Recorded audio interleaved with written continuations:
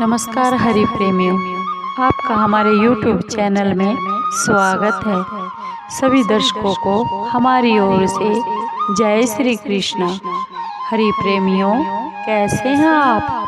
उम्मीद है आप सब अच्छे होंगे। आइए आज का प्रसंग शुरू करते हैं। आज का प्रसंग है अमावस्या और पूर्णिमा, दो बहनों की कथा, दो बहनों की कहानी। हरि प्रेमियों, कहानी सुनने से पहले अगर आप हमारे चैनल पर नए हैं तो प्लीज़ चैनल को सब्सक्राइब ज़रूर कीजिए और बेल आइकॉन को ज़रूर दबा लीजिए ताकि आप तक हमारे सारे नोटिफिकेशन पहुंचते रहे। हरि प्रेमियों, आपका एक सब्सक्राइब भी हमारे लिए बेहद मायने रखता है। आइए कथा को शुरू करते हैं। ये कथा है पूर्णिमा और अमावस्या, दो बहनों की कथा। एक बार की बात है, एक राजा था। उसके दो पुत्र और दो पुत्रियां थीं। पुत्रियों के नाम एक पूर्णिमा और एक अमावस्या थी। पूर्णिमा बहुत ही शांत स्वभाव की थी। वह गौओं की सेवा करती थी, गोबर उठाती थी और पूजा पाठ करती थी और भक्ति भाव में हमेशा लीन रहती थी। और अमावस्या उसके बिल्कुल विपरीत थी। वह बहुत क्रोधी स्वभाव की थी। वह अपनी बहन से बहुत ही नफरत करती थी और वह हमेशा उसको गुस्सा करती ही रहती थी। एक बार की बात है, उस राजा की रानी ने कहा, स्वामी, अब दोनों बेटों की शादी तो हो गई, अब दोनों बेटियों की शादी करने के लिए वर की तलाश करो और वर ढूंढो। पहले तो हमें पूर्णिमा के लिए देखना पड़ेगा क्योंकि वह अलग ही शांत स्वभाव की है, पूजा पाठ और भक्ति में रहती है और गौओं की सेवा करती है और वह गोबर उठाती है। वह तो उसके लिए तो कोई गरीब घर का लड़का ही ढूंढना पड़ेगा क्योंकि वह करती रहेगी वहाँ पर गौओं की सेवा, उठाती रहेगी गोबर और करती रहेगी हरि चर्चा। उसके लिए कोई राजपाट वाला लड़का ठीक नहीं। पूरा दिन लगी रहेगी काम धंधे में, तब उसको पता चलेगा कि कैसे होते हैं राशि ठाठ बाट और कैसे वह हमारे पास आकर रोएगी और कहेगी मैं बहुत दुखी हूँ। इस प्रकार राजा यह बात सुनकर लड़का ढूंढने के लिए चल पड़ा और किसी नगर में जाकर उसने देखा कि एक बहुत ही गरीब लड़का है। उसके घर रहने का भी इंतजाम नहीं है और झोपड़ी है। उसने उस राजा ने अपनी बेटी पूर्णिमा के लिए वो वर ठीक लगा और उसी के साथ रिश्ता जोड़ आया और फिर घर आ गया। पूर्णिमा की माँ से कहने लगा, मैंने पूर्णिमा के लिए लड़का देख लिया है और उसके घर नहीं है, झोपड़ी है। वहाँ पर पूर्णिमा करती रहेगी पूजा पाठ और भक्ति और गायों की सेवा।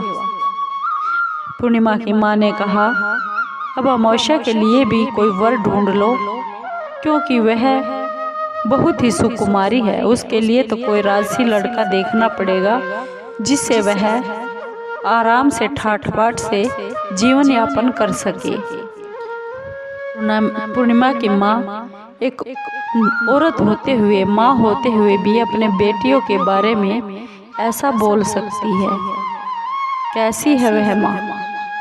यह सुनकर राजा अमावस्या के लिए वर ढूंढने के लिए चला गया और कुदरत की ऐसी मेहर हुई, उसी नगर के राजा के लड़के को उसने पसंद कर लिया और अपनी बेटी का रिश्ता वहीं पर तय कर दिया।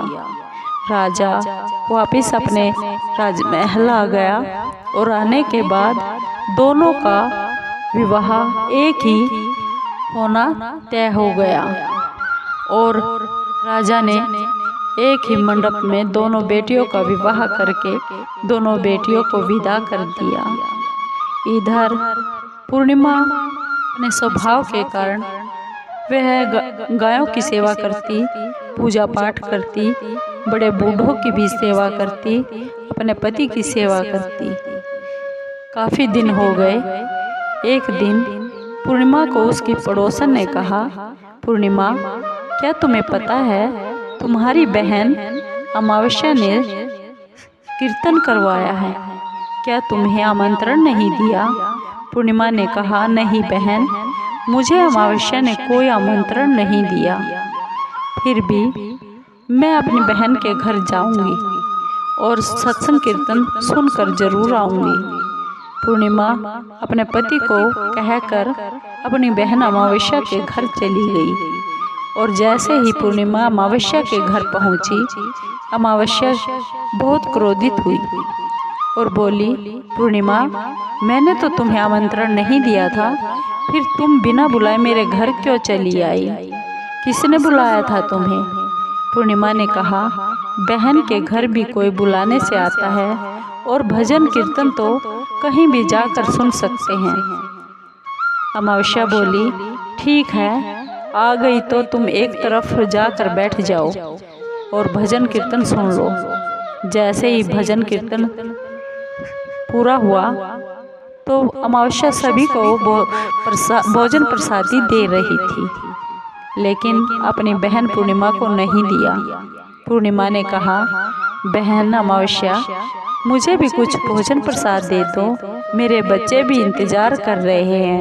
अमावस्या ने कहा, तुम गरीब हो, तुम ये भोजन प्रसाद खाने के लायक नहीं हो, बिना बुलाए ही तो तुम आ गई हो, अब चली जाओ मेरे घर से। पूर्णिमा को ऐसी दुदकार मिली और पूर्णिमा बहुत दुखी हुई और अपने घर आकर अपने घर के अंदर नहीं गई, अपने पति को बाहर से ही बोली, पति देव, मैं मेरे मायके जा रही हूँ और मायके कल आ जाऊंगी, मायके से कल आ जाऊंगी। उसके पति देव ने कहा, जाओ, खुशी खुशी जाओ, और अपने बच्चों को भी बोलकर पूर्णिमा वहाँ से चल पड़ी। थोड़ा दूर ही चली थी, क्यों से एक चबूतरे पर एक तुलसी का हरा भरा पौधा नजर आया और उस चबूतरे पर एक बुढ़िया बैठी हुई थी और बुढ़िया पूर्णिमा को देखकर बोली, बेटी, क्या तुम मेरे इस गंदे से चबूतरे को साफ कर सकती हो, धो सकती हो? मैं बहुत बूढ़ी हूँ, मुझसे ये काम नहीं बन रहा, और इस तुलसी के पौधे में भी क्या तुम जल दे सकती हो? गर्मी बहुत है बेटी। वह बोली, हाँ माँ, मैं आपको जल भी दूंगी और आपको नहलाऊंगी भी, चबूतरा भी साफ करूंगी और तुलसी माँ को जल भी दे दूंगी। उसने ऐसा ही किया, पूरे चबूतरे को धो दिया, तुलसी में जल डाल दिया और बुढ़िया माँ को नहलाकर पानी पिलाकर वो वहाँ से बुढ़िया से बोली, माँ अब मैं क्या जाऊँ? बुढ़िया बोली, बेटी कहाँ जा रही हो? पूर्णिमा बोली, मैं मेरे मायके जा रही हूँ। बुढ़िया ने कहा, बेटी आते वक्त मुझसे ज़रूर मिलना। पूर्णिमा ने कहा, हाँ माँ, मैं आपसे ज़रूर मिलूँगी। वह फिर आगे चलती है।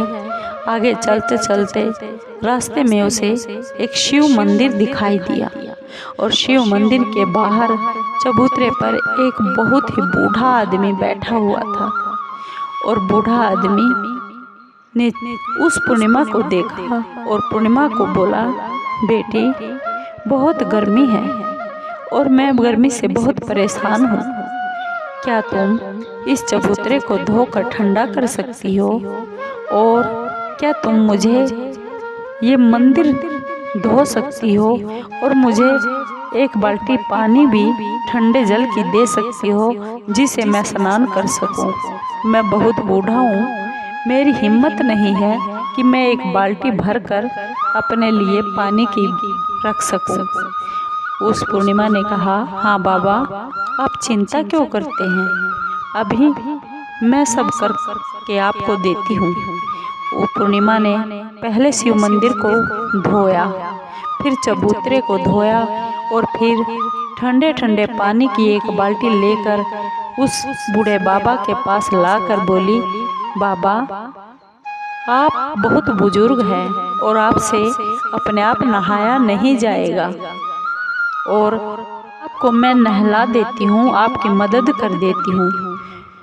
हरि प्रेमियों, वह कोई और नहीं था, वह स्वयं भगवान शिव उस बूढ़े के वेश में वहाँ बैठे हुए थे और पूर्णिमा की परीक्षा ले रहे थे। और जो पहले थी वो तुलसी माँ थी, बुढ़िया का रूप लिए। पूर्णिमा ने ऐसा ही किया और नहलाकर वह बूढ़े बुजुर्ग बाबा बोले, बेटी पूर्णिमा तुम कहाँ जा रही हो? पूर्णिमा ने फिर से वही उत्तर दोहराया, बाबा मैं मेरे मायके जा रही हूँ और कल वापस आ जाऊँगी। बूढ़े बाबा ने कहा, बेटी आते वक्त मुझसे मिल के जरूर जाना। वह बोली,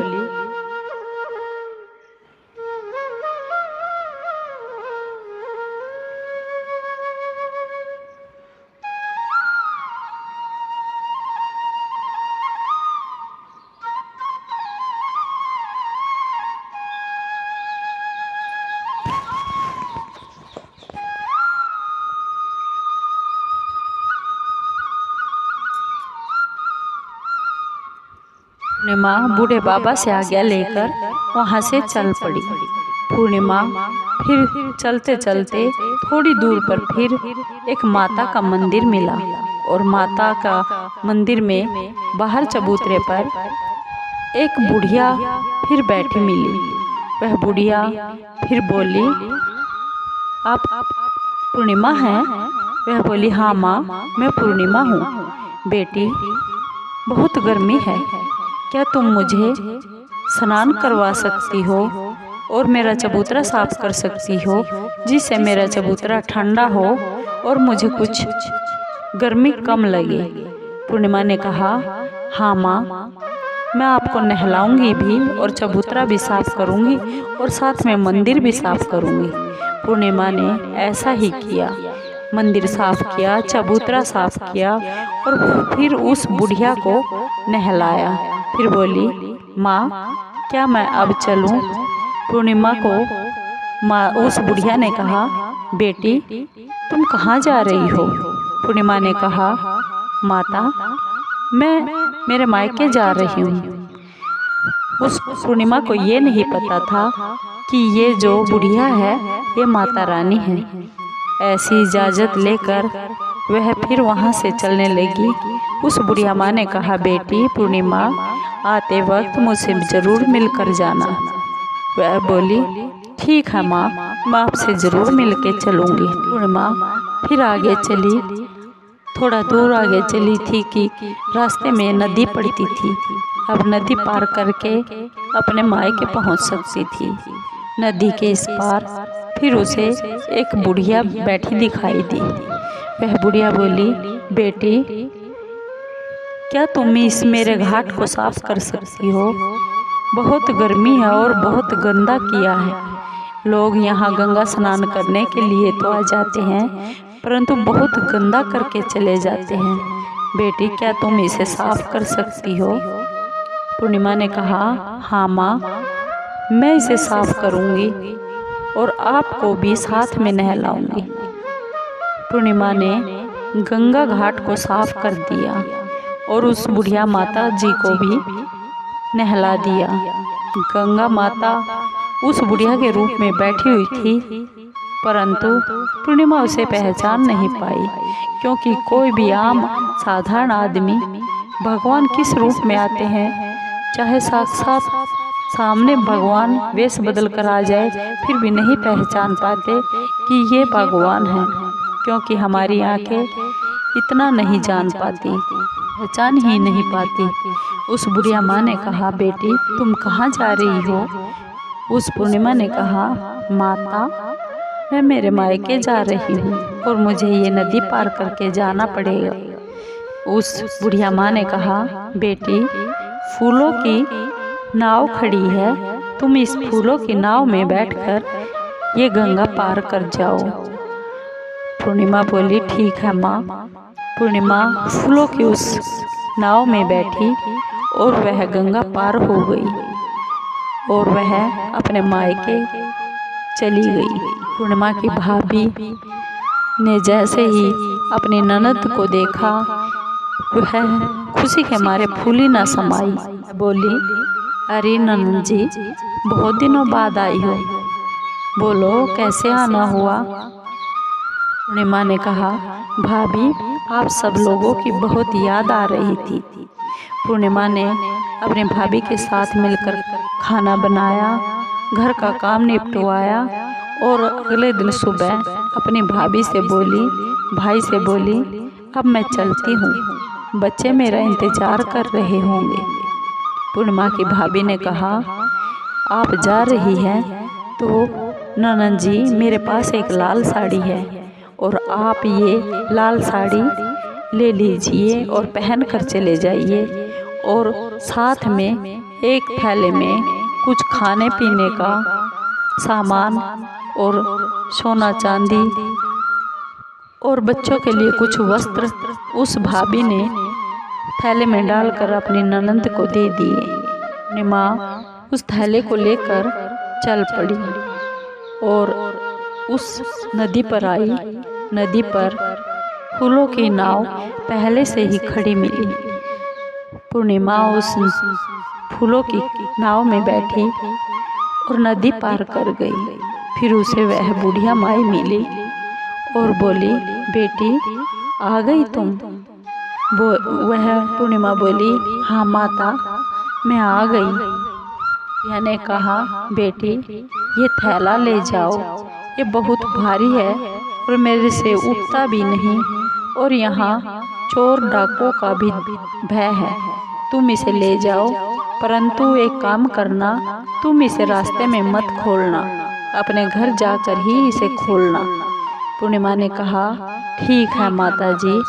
ऐसा कहकर और उस बुढ़िया माँ के चरण दबाकर वह वहाँ से चल पड़ी। बुढ़िया माँ ने उसे बहुत सारा आशीर्वाद दिया, फिर आगे चली। फिर उसे वही माता का मंदिर दिखाई दिया और माता के मंदिर के पास से जैसे ही वह जा रही थी पास से, तो उसे वही बुढ़िया ने आवाज़ लगाई, अरे ओ पूर्णिमा, ऐसे मुंह फेर कर तुम कहाँ जा रही हो? अरे मैंने तुमसे बोला था कि जाते वक्त मुझसे मिलकर जाना। वह बोली, माता जी मुझसे भूल हो गई। उसने माता जी के चरण पकड़े और माफ़ी मांगी। उस माता रानी ने जो बुढ़िया के रूप में थी उसे एक थैला दिया और थैला देकर उसने भी यही कहा, जा इसे अपने घर जाकर ही खोलना।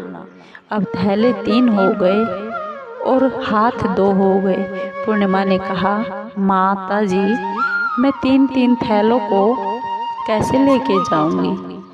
उस बुढ़िया माँ ने कहा, बेटी इन सब की एक गठड़ी बना लो और उसे ले जाओ। बुढ़िया माँ ने उसकी गठड़ी बंधवा कर उसके सिर पर रखवा दी। फिर आगे चली। फिर वहीं पर बूढ़ा बुजुर्ग शिव मंदिर में वह बूढ़ा आदमी बैठा हुआ था। फिर उसने आवाज़ लगाई, अरे पूर्णिमा कहाँ जा रही हो? अरे क्या मिलकर नहीं जा रही हो? तो उसने कहा, हाँ बाबा मैं आपके पास ही आ रही हूँ। उसने कहा, बाबा आप ठीक हो? बूढ़े बाबा ने कहा, हाँ बेटी मैं ठीक हूँ, तुम ये थैला लेती जाना और ध्यान रखना रास्ते में से बिल्कुल भी मत खोलना।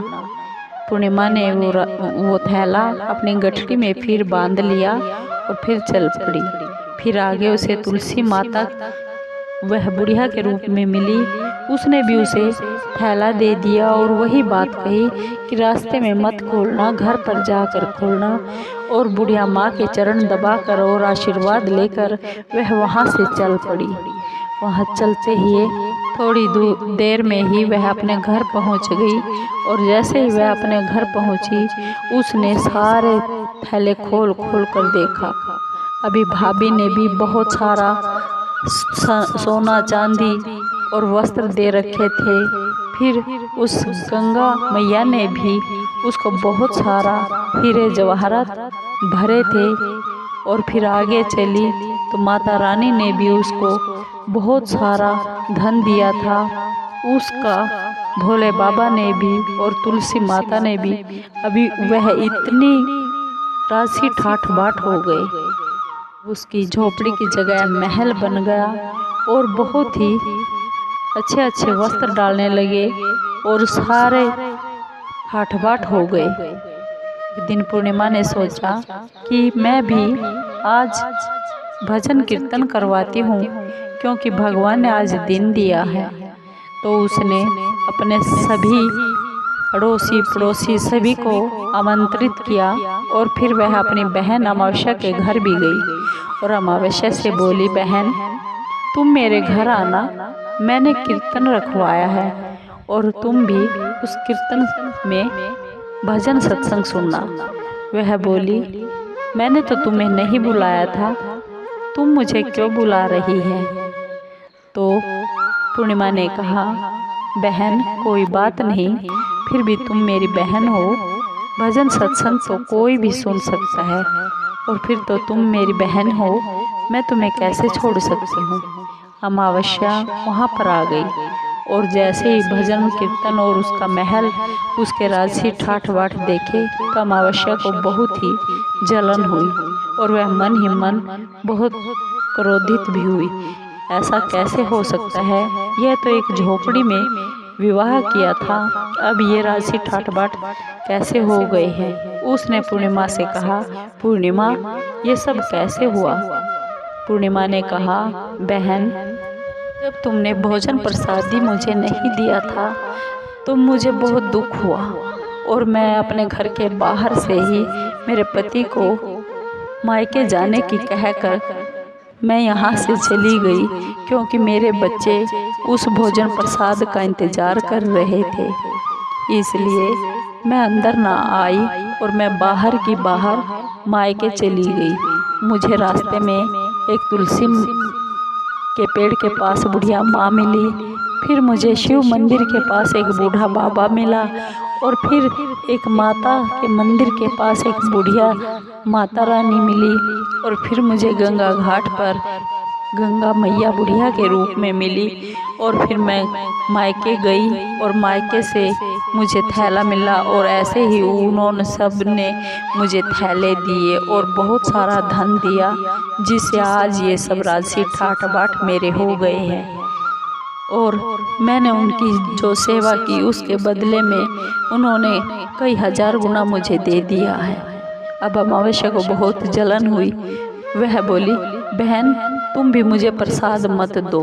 वह बोली, बहन मैं ऐसा कैसे कर सकती हूँ, क्योंकि भगवान का प्रसाद तो सभी के लिए बराबर होता है। मैं तो सभी के साथ तुम्हें भी प्रसाद दूंगी। अब वह प्रसाद देने लगी तो अमावस्या बोली, नहीं मैं प्रसाद नहीं लूँगी और प्रसाद को ठुकरा कर वह चली गई और वह भी अपने पति को बाहर से ही ऐसा बोल कर चली गई कि मैं मेरे मायके जा रही हूँ। वह चली गई, उसको भी रास्ते में वही चबूतरा वही बूढ़ी माता तुलसी के पेड़ के पास मिली। उसने कहा, बेटी तुम थोड़ी सफाई कर दो, तुलसी में जल दे दो और मुझे नहला दो। वह अमावस्या बोली, अरे बूढ़ी तुझे क्या दिखाई नहीं देता, मैं 5000 वाली साड़ी पहने हुई हूँ, मैं एक राजा की रानी हूँ और क्या मैं तुम्हें नौकर दिखती हूँ जो मैं तुम्हारे साफ सफाई करूँगी और तुम्हें नहलाऊँगी? नहीं, मुझे ये नहीं होगा। ऐसा कहकर वह वहाँ से चली गई। फिर शिव मंदिर के बाहर चबूतरे पर भोले बाबा बूढ़े बाबा के रूप में बैठे हुए मिले। ऐसा ही उन्होंने कहा। फिर वही बात जो तुलसी मैया को उसने अमावस्या ने कही, वही बात उस बूढ़े बाबा को भी कह दी। फिर आगे माता रानी का मंदिर मिला और बाहर चबूतरे पर वही बुढ़िया मिली। बुढ़िया माँ ने फिर ऐसा ही कहा, बेटी गर्मी बहुत है, बहुत परेशान है। क्या तुम चबूतरे को साफ करो और मंदिर को साफ कर सकती हो और मुझे भी नहला सकती हो? तो उसने दूर से ही वही जवाब दे दिया, मैं राशि ठाट बाट वाली, मेरे गंदे कपड़े हो जाएंगे, मैं ऐसा नहीं करूँगी। क्या तुम सब लोगों को मैं नौकर दिखती हूँ? फिर आगे गई गंगा घाट पर, फिर वही बुढ़िया मिली, उसको भी फिर उसने वही जवाब दिया। वो नदी पार करने के लिए जैसे ही गई, वो फूलों की जो नाव थी वो कांटों की नाव हो गई, और उस कांटों की नाव में वो नदी पार करके जैसे गई, उसके पैरों में कांटे कांटे चुभ गए और पैरों से खून चलने लगा। वह अपने मायके गई और मायके जाने के बाद भाभी उसको देखकर बहुत नाराज हो गई। उसने कहा, कल तो पूर्णिमा आई थी, आज तू आ गई। पूर्णिमा तो बहुत अच्छी है, पूर्णिमा ने तो बहुत काम किया है, पूर्णिमा ने तो बहुत सेवा की है, पर तू तो राशि ठाट बाट में है, तुझे ज़रूरत क्या थी आने की? भाभी ने कहा, अब आ गई हो तो बैठ जाओ। अभी उसकी ना अच्छी तरह से इज्जत की ना ही मान किया। फिर अगले दिन वह जैसे चलने लगी तो उसको बोली, भाभी क्या तुम मुझे कुछ दोगी नहीं?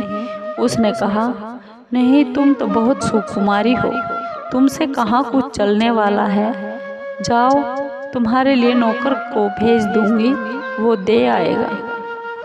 वो अमावस्या बोली, ठीक है। वो वहाँ से मायके से चल पड़ी और मायके से जाने के बाद फिर रास्ते में वही नाव कांटों की, बहुत से कांटे फिर चुभे, और वही बुढ़िया माँ से बोली, ए बुढ़िया, क्या तुम पूर्णिमा को थैला दे सकती हो धन दौलत का, मुझे कुछ नहीं दोगी? बुढ़िया ने कहा, गंगा मैया जो बुढ़िया के रूप में थी वह बोली, अरे तुम तो बहुत सुकुमारी हो, बहुत महंगी साड़ी डाली, तुम थैला ले जा सकती हो, जाओ नौकर के हाथ थैला भेज देंगे। अब उसने भी मिट्टी का थैला एक नौकर के हाथ भेज दिया। फिर माता रानी रास्ते में मिली, उसने भी ऐसा ही किया, उससे भी थैला मांगा धन दौलत का, पर उसने कहा नौकर के हाथ भिजवा दूंगी। उसने माता रानी ने नौकर के हाथ खप्पर ढाल का थैला भर के नौकर के हाथ भेज दिया। फिर भोले बाबा बूढ़े रूप में मिले, फिर बोले, क्या आप पूर्णिमा को थैला धन दौलत का दे सकते हो, क्या मुझे नहीं दोगे? भोले बाबा ने कहा, तुम सुकुमारी हो, तुम कैसे ले जा सकती हो, जाओ नौकर के हाथ हम भेज देंगे। ऐसे ही तुलसी माता के पास आते हुए बोली, तुलसी माँ ने भी कहा, ठीक है नौकर के हाथ भेज देंगे, तुम्हारी साड़ी गंदी हो जाएगी। ऐसे ही वो चली गई और जैसे ही वो अपने घर पहुंची तो नौकर 5 थैले लेकर आए। भोले बाबा के थैले में सांप बिच्छू मिले, तुलसी माता के और गंगा मैया के थैले में मिट्टी मिली, और माता रानी के थैले में खप्पर और ढाल मिली। वह इन सब को देखकर बहुत ही क्रोधित हुई और फिर वह पूर्णिमा के घर गई।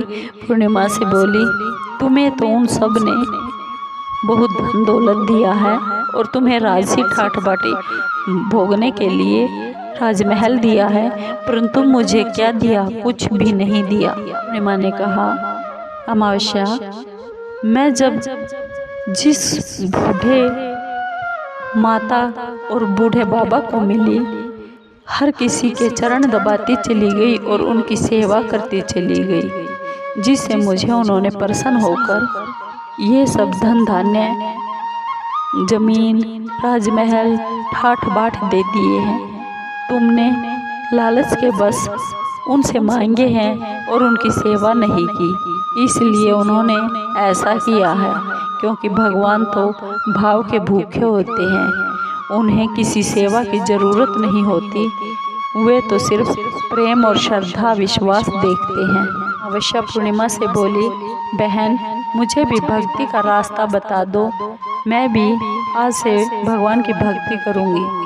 अमावस्या ऐसा पूर्णिमा को बोलकर हाथ जोड़कर उसके चरणों में पड़ गई। पूर्णिमा ने कहा, बहन तुम 3 सूत्र ये याद रखना, हमेशा अगर ये 3 बातें याद रखोगी और करोगी तो तुम्हें भी भगवान की भक्ति मिलेगी, धन धान्य मिलेगा, सब कुछ मिलेगा जो कि आप चाहती हैं। वह बोली, बहन कौन सी वे 3 बातें हैं? मैं बड़े ध्यान से सुन रही हूँ, तुम बताओ। पूर्णिमा ने कहा, पहला, सभी जीवों पर दया करना। जब तुम सभी जीवों पर दया करोगी तो भगवान 1000 आँखों वाला है, वह तुम्हें भी देख रहा है, वो तुम पर भी दया करेगा। नंबर 2, गुरु के बिना कोई भी ज्ञान नहीं।